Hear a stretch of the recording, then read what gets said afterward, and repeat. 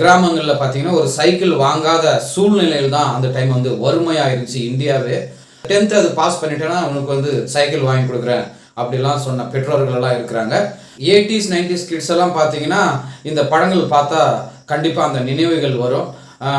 சின்ன வயசில் வந்து இப்போ வந்து சின்ன குழந்தைங்களுக்கு பல விதமாக சைக்கிள் வந்தாச்சு. ஆனால் அப்போ பார்த்தீங்கன்னா பெரிய சைக்கிள் மட்டும்தான். அதுலேயே எப்படி பிடிச்சிட்டு குரங்கு பெடல் மாதிரி அடிச்சுட்டு போவாங்க. பல பேர் விழுந்து முட்டியெல்லாம் தேஞ்சிக்கும். காளி வெங்கட் இந்த படத்தில் நடிச்சிருக்கிறாரு.